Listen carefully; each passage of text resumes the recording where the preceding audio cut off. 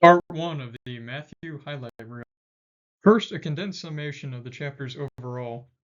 For Part 1, chapters 1 through 4 are the beginning of Jesus' ministry and events prior, chapters 5 through 7 are the Sermon on the Mount, and chapters 8 through 11 are miscellaneous things. Chapter 1 is about Jesus' birth and background. Verses 1 through 17 is Jesus' genealogy on Joseph's side, starting from Abraham. Verses 2 through 6 are from Abraham to David. 7 through 11, the convenience store passage, is from David to Jeconiah, who was the last king in Joseph's ancestry. And 12 through 16 is Jeconiah to Jesus through what we'd call today his stepfather, Joseph. And Matthew was very particular with this genealogy, because the reason he started from Abraham is to point out that Jesus is the fulfillment of God's promise to Abraham.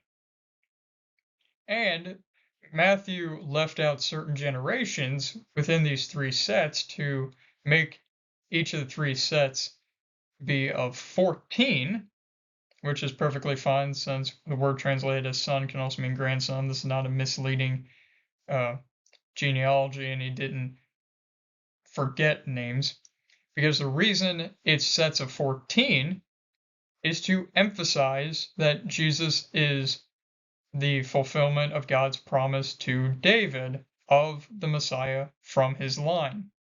You see, in the Hebrew alphabet, letters also double as numbers, and there are only consonants. And the consonants, the letters that make up David's name, add up to 14. And the reason Matthew did Joseph's line is because the reason Joseph is Jesus' stepfather is because Joseph is from the royal line of David. So he then passes that on to Jesus legally by being his legal father.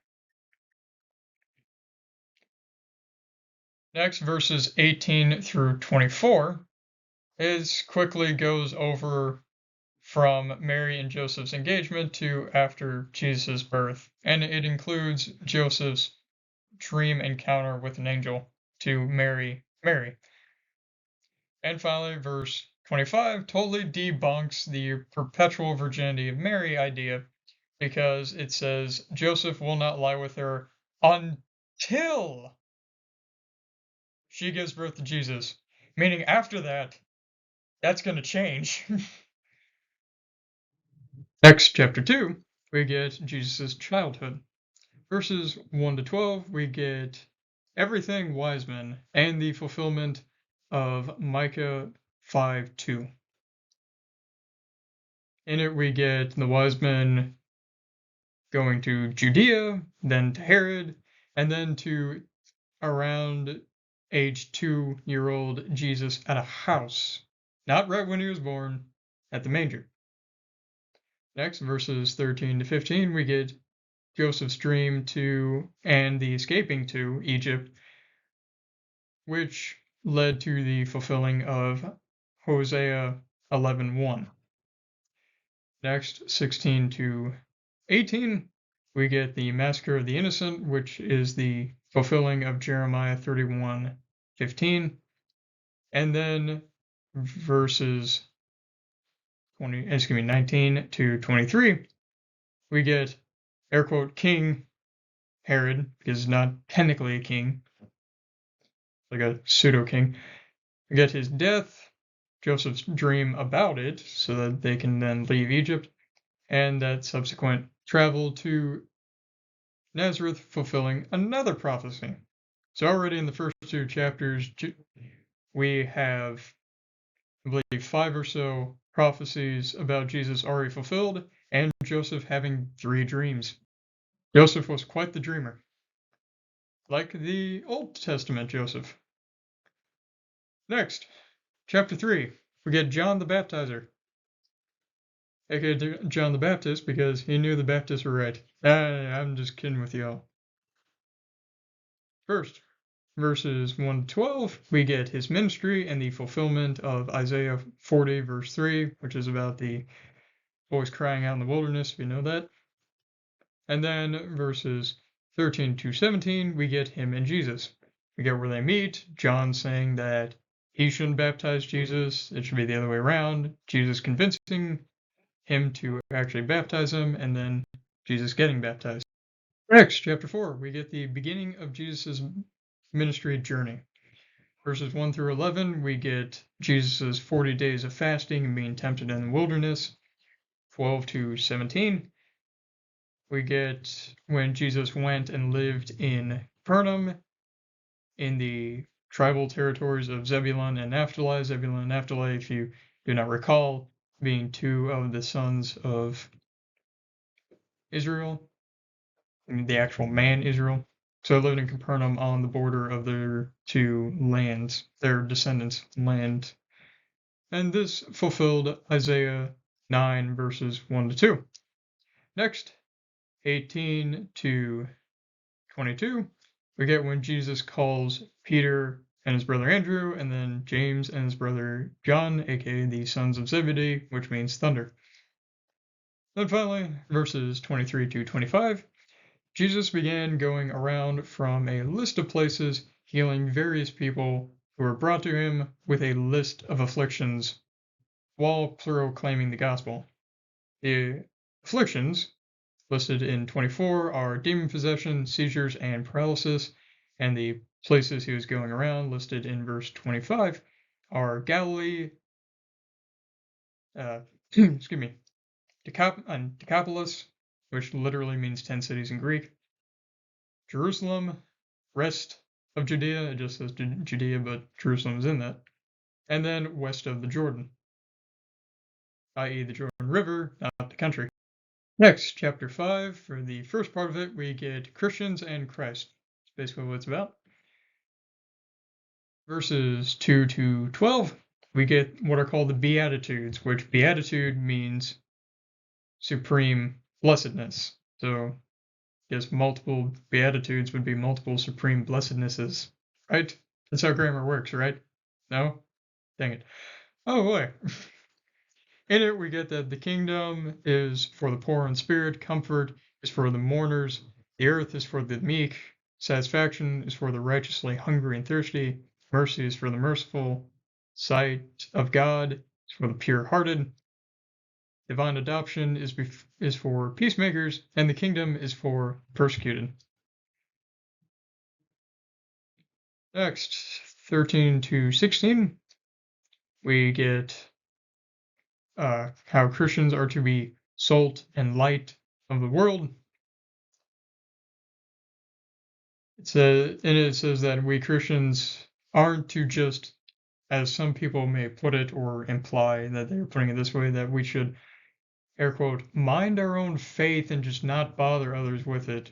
You ever heard that? Someone who just claims to be a Christian was like, nah, I just keep my faith to myself. I don't bother other people with it. You know, it's not their problem, so on and so forth.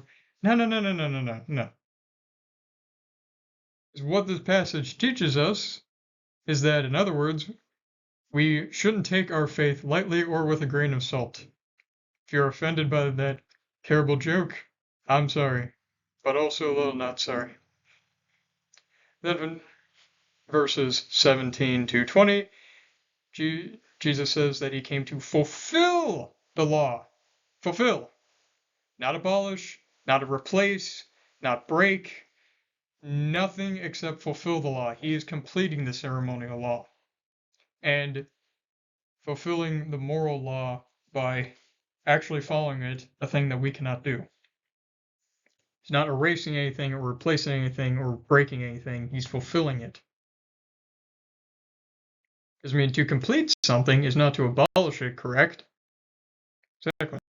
For the rest of the chapter, we get really into the depth of the law. Verses 21 to 30, we get how the precursors of sinful actions are sins and deserve damnation too.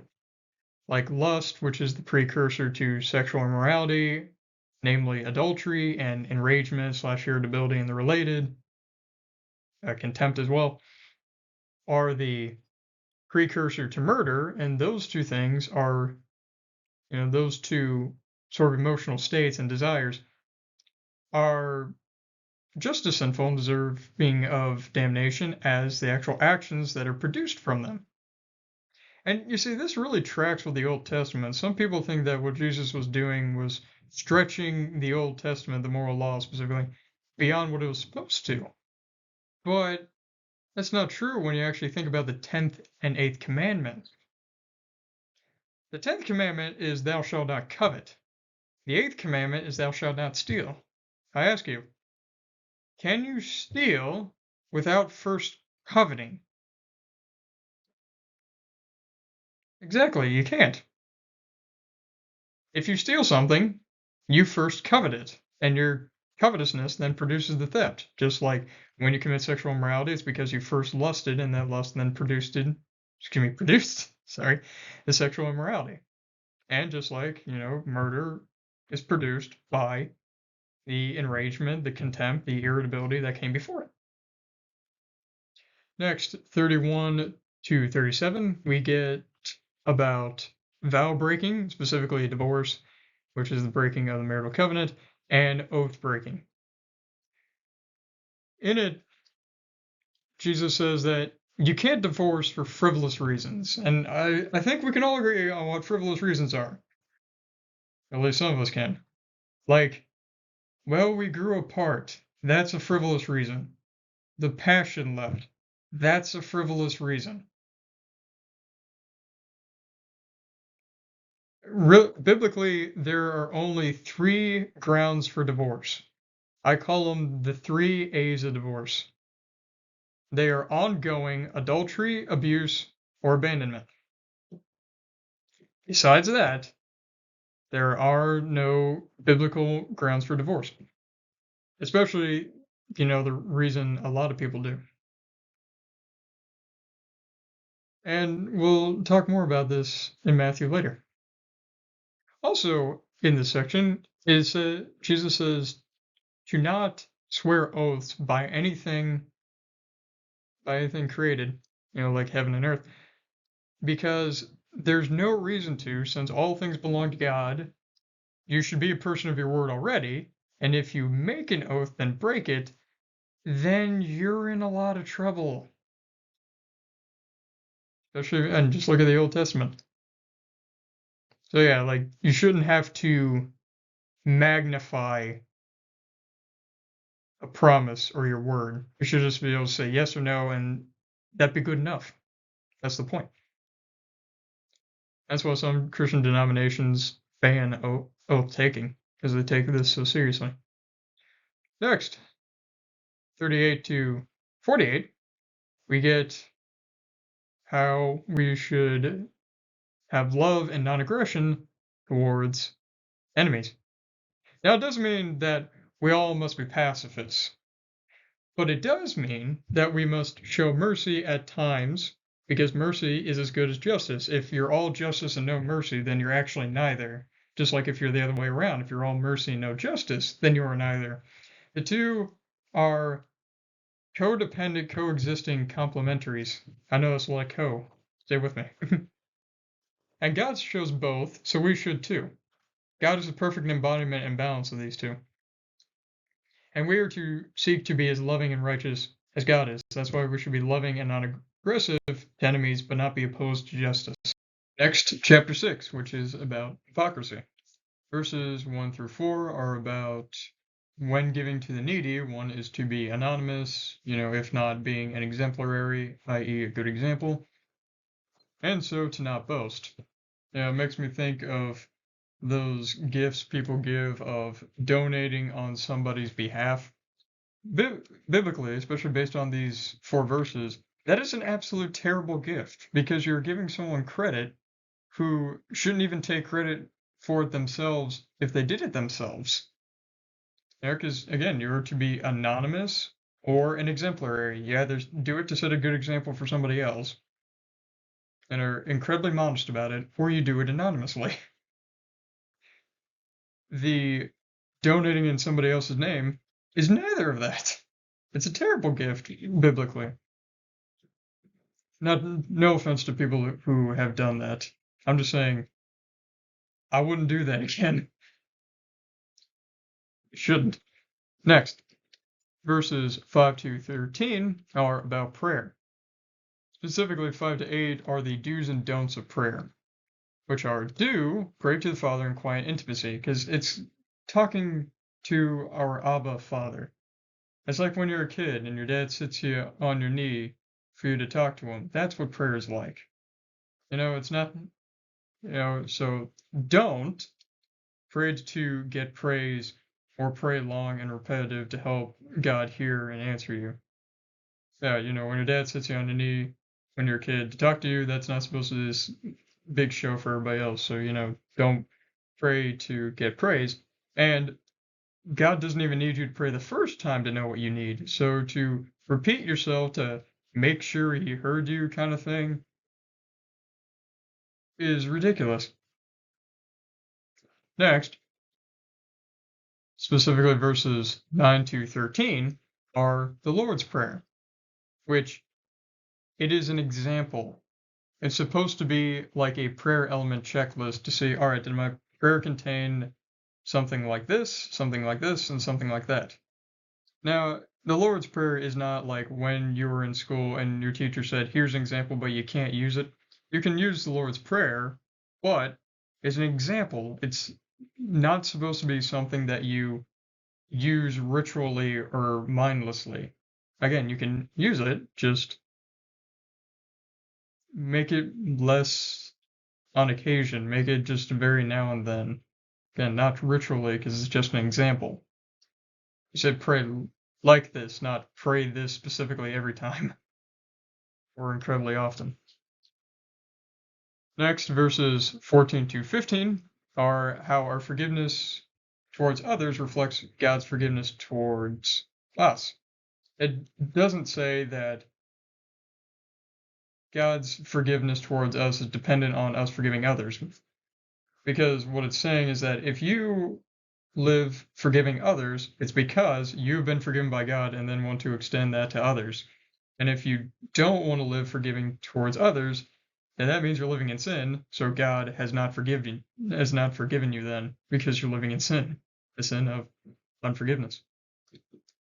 And then finally, verses 16 to 18, finally for this first half, are the do's and don'ts of fasting, which are: do try to cover up your fasting, not let it be easy for people to see, and therefore don't let your fasting be obvious to get praise and pity for it. Again, it's like with prayer. You don't do it to put on a big show. You do it because this is about you and God. And then the second half of this chapter is about having our focus off of this world. Verses 19 to 24 are about treasures in heaven, as was often titled as most Bibles. It tells us that we must care more about our afterlife than our current one, since this one is temporary, and the afterlife is eternal. Which is more important, the thing that's going to last for a little while or the thing that's going to last forever? And how do we have more of a focus on the afterlife? By serving God and not ourselves. Yeah, to all listening, have you ever heard of Joel Osteen's book, Your Best Life Now? Well, I agree entirely with what John MacArthur said about that, and that if this is your best life now, then that means you're going to hell later. Because if your current life is better than your afterlife, then your afterlife can't be perfect paradise. So, the afterlife is more important than the current life. And then finally, 25 to 34, in it, Jesus teaches that there's no justifiable reason to be anxious, especially over frivolous things. So we should instead trust in God and His will, because He is sovereign and good. And I know, not being anxious, that's not an easy thing. I don't think, and I don't believe God expects us to just so easily just shrug off anxiety like it's not even a thing that could possibly affect us. But what He wants us to do is to deal with it, seek to avoid it as best as possible through putting our trust and focus into Him and His sovereign will. And He, through His power, will keep us from anxiety. Next, chapter 7, its first half is about how to behave. Verses 1 to 6 are about how to judge, which doesn't mean to not judge at all. It says that you must first righteously judge yourself, and then you can righteously judge others. And this includes, of course, not being hostile, not recklessly inviting hostility, and not wasting time, judging people who it's clearly going to get nowhere. Yeah, a lot of people like quoting Matthew 7:1, but have not read its context within the very chapter, and the rest of the verses 2 to 6, or have read all the verses that speak of and command specifically to judge righteously. So bring up that next time somebody wants to quote scripture, quotes Matthew 7:1 at you, not really knowing what it says. And because it obviously can't mean you cannot make any judgments on anybody's morality, otherwise Christians then couldn't be part of the legal system, couldn't be literal judges. Next, verses 7 to 11 are about how we should continue to ask, seek, and knock, because if it's a good gift that we're asking, seeking, and knocking for, then God will give it. Like if you're a good parent and your kid keeps asking you after they've already eaten all their dinner for a cookie, you'll probably give them the cookie. But if they keep asking you repeatedly for 50 cookies before they've even touched their dinner, if you're a good parent, you're not going to give them the cookies. Because if you're a good parent, you'll give good gifts and therefore not give bad gifts. So how much more will God do that? The omnibenevolent God. And then finally, verse 12, we get the golden rule, which Jesus says is the very essence of the Old Testament. The second half of the chapter is about contrasting believers and unbelievers, basically. Verses 13 to 14, we get the two gates and the two ways, and how there's always less believers than there are unbelievers. You got the wide road to the wide gate and the narrow road to the narrow gate, and few find the narrow, but many are on the wide. So there are always less Christians than there are non-Christians, always less born-again people than there are born-again people. Next, verses 15 to 20 are about how unbelievers and believers can be recognized by their fruit, that is, their life, the contents of their life. What does this mean? What does this involve? It obviously involves judging. It means making judgments. So again, read Matthew 7:1 in its context. Like if somebody's living in sin, if somebody's teaching heresy, they're not a believer. Next, verses 21 to 27 are about faith and foundation. It says that Jesus will reject false converts, not because they didn't do good works, but because their good works were faithless. They were not based in true faith and trust in Jesus Christ. So, faith is the qualifier, because it is what produces true good works that are of the Father's will, instead of being faithless, not having your faith in Christ, that produces good works that are selfish in nature, not of God's will in nature. So those with faith will withstand the world and the judgment that is coming, but those without it won't. Nowhere in this passage is it actually saying that, if you don't do good works, then you won't go to heaven. They have to have faith and good works because they did, and because the false converts had good works, but they didn't have the faith that is what produced the good works. So it's the faith that matters most. And then finally, verses 28 to 29 are just the closing chapter statement, which includes recognition of Jesus' authoritativeness in teaching. Chapter 8 is about healings and miscellaneous other things. Verses 1 to 13 are about faith and healing.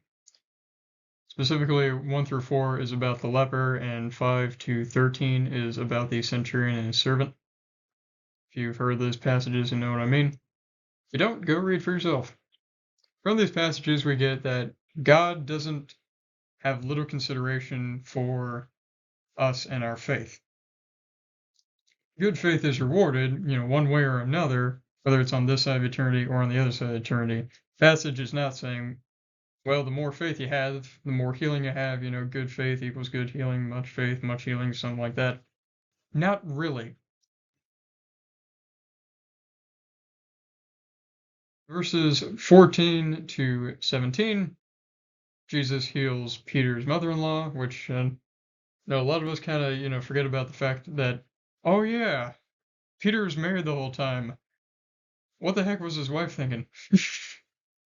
Because it just seems like a side note, but this passage really makes us think about that. That Jesus heals his mother-in-law and then heals many others as well, fulfilling Isaiah 53:4. Then next verses 18 to 22, we get that we should follow Jesus wholeheartedly and not put anything else first, which, doing such a thing is very costly. Next, 23 to 27, we get the shortest version of Jesus calming the storm.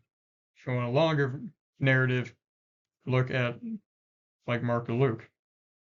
And then 28 to 34, we get the shortest version of the two possessed men in a, if I'm pronouncing this right, Gadarenes, aka Gergesenes. Sorry, I'm not Greek or speak it. Cemetery there, and then the later possessed pigs. That is the shortest narrative about that, but it is the one that includes the other possessed man, because it says there are two. The account in Mark and Luke just talk about the man possessed by Legion, and those are the two that actually have details about it, unlike Matthew. Chapter 9, the first half of it is about forgiveness, following, and fasting. Verses 1 to 8, Jesus heals a man of his paralysis and his sins, heals him of sins too, and which is then therefore him referring to himself as God without having to say word for word he is God.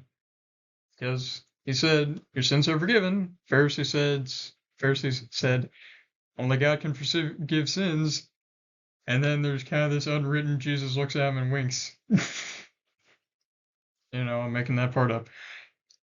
Because, yeah, exactly. The Pharisees were right when they said only God can truly forgive sins. So what does that mean? That is clearly Jesus claiming to be God. Don't let anyone get away with claiming that it isn't, or that Jesus never claimed to be God, as an absolute falsehood. Next, verses 9 to 13, Jesus calls Matthew himself to be Jesus' disciple, and Jesus then explains that he came to help, not to encourage the lost. A doctor comes to the house of the sick, not the healthy. That's not an endorsement of, just go out and hang out with people who aren't born again and, be involved in all the same activities as they are, especially the sinful ones. He came to help them. Being a light in the darkness does not mean becoming a part of the darkness. Help the lost, not encourage them. And specifically in the last verse, 13, he tells his accusers that were claiming that he was encouraging them, not just helping them, that they should go and learn the meaning of Hosea 6:6, which we should all do. So go check it out after this.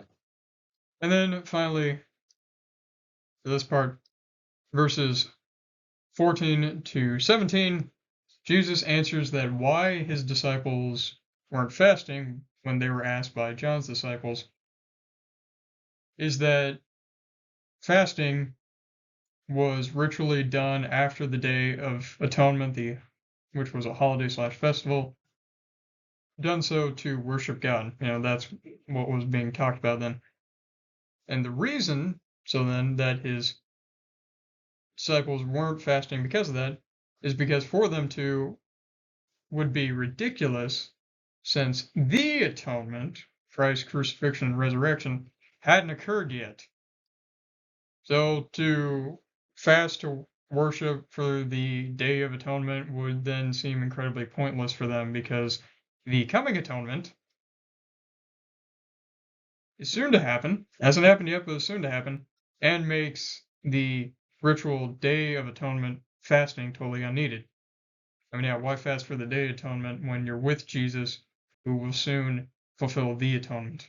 The second half of this chapter is about more healings. Verses 18 to 26 are the short version of Jesus healing the woman with the 12-year-long blood discharge ailment and resurrecting a girl, which was the first of the 3 resurrections done by Jesus, which, by the way, his own resurrection in technicality doesn't count, in that it's accredited to the Father, not him. Just as a side note. Next, verses 27 to 34, we get a couple more healings. Specifically 27 to 31, we get Jesus heals 2 blind men who cried out, "Have mercy, Son of David," and then answered yes when Jesus asked them if they believed he could heal them. And then 32 to 34, Jesus casts out a demon that was making a man mute and is then accused of being demonically empowered, doing so through the power of demons, like an occultist. Which is wrong, of course. Next, 35 to 36, we get kind of a back to phase 1, i.e., traveling, teaching, and healing, like as reported in chapter 4. And then finally, verses 37 to 38, we get that there were many people for whom it was the right time for them to be evangelized, but there weren't enough ministers to go do so, and so they should pray for more of them. And this is true today. There are at always times people who it is the right time for them to be evangelized, but there's no minister around to evangelize them. Because remember, there's always less born-again people than not born-again people. So we should always be praying for more ministers. Chapter 10 is about the disciples and discipleship in general. Verses 1 to 15 are the list of the original 12 disciples, and when they were instructed to go out to all the Israelites and preach to them. Verses 16 to 39 are the warning of guaranteed persecution and relationship severing. You see, people hate God, and therefore those who are his people, the church, who, by the way, aren't undeserving of persecution like that was suffered by God himself. And so, God's people will, it's guaranteed, suffer persecution, and it includes losing close relationships, like especially nuclear family relationships. And this may include being attacked and or tried. Now, the level of persecution and the specific and number of severed relationships varies person to person, but the fact that there will be, to at least some degree and some amount of persecution and relationship severing is guaranteed. You know why? Because it's God or it's the world. One or the other.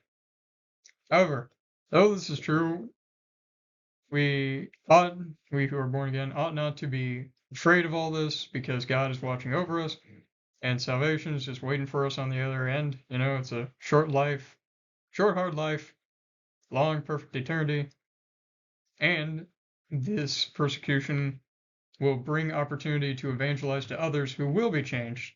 So some may persecute us, but then we can evangelize to them, and some of them will be changed, and some bystanders will be changed. So that's a great thing. And then they will then, in turn, be persecuted. Doesn't sound great, but it leads to greatness in the end. And then finally, verses 40 to 42 are how those who accept the teachings of God's ministers and treat them kindly and justly are too saved like the ministers. Ministers are not greater than the people they minister to. If a minister is born again, if someone who is ministered to is born again, both are born again, both get salvation. Neither better than the other. Chapter 11 is about Jesus, John, and judgment. I was going to add a fourth J for verses 25 to 30, but couldn't think of one. If you can, please let me know in the comments, and I'll put the theme retitle in the description and make sure to give you the credit. Verses 2 to 6, we get John the Baptizer's disciples asking Jesus if he's the Christ, and then him answering yes-ish, kind of. Yes without saying yes, because, when you're the Christ, you shouldn't really have to say word for word, yeah, I am the Christ. And in it, he lists blind, lame, lepers, deaf, and dead as cured, the poor hearing the gospel, and those who aren't offended by Jesus as being blessed, as kind of an affirmation of, yes, he is the Christ. So that's him saying yes without having to say yes. Verses 7 to 19, Jesus sort of pats his second cousin, i.e. John the Baptizer, on the back, in that Jesus speaks about John and just about greatness in the kingdom in general. Verses 20 to 24, Jesus says the people of, now, forgive me if I pronounce this wrong, Chorazin and Bethsaida are worse than the people of ancient, like pre-AD, Tyre and Sidon, and that people of Capernaum are even worse than the people of Sodom. Oh dang. And it's because they reject Jesus, so their punishment will be worse, because Tyre, Sidon, and Sodom didn't all have God incarnate, the Messiah, going throughout their cities doing miracles and then them rejecting it. These cities, however, do. So it's like you're seeing it for yourself and going, nah, I don't think so. That's a big deal. Then finally, verses 25 to 30, it is that the gospel has been revealed to the unbelieving and spiritually mature, which can only be done by God and his will, and gives spiritual rest because it's all that we need. Now, and looking at some key verses from some of these chapters. 3:2 says, repent, for the kingdom of heaven is at hand. 4:4 says, but he answered, it is written, man shall not live by bread alone, but by every word that comes from the mouth of God. 5:30 says, and if your right hand causes you to sin, metaphorically that is, cut it off and throw it away, for it is better that you lose one of your members, i.e. body parts, than that your whole body go into hell. 9:6 says, but that you may know that the Son of Man has authority on earth to forgive sins. He then said to the paralytic, rise, pick up your bed, and go home. 10:28 says, and do not fear those who kill the body but cannot kill the soul, rather fear him who can destroy both soul and body in hell.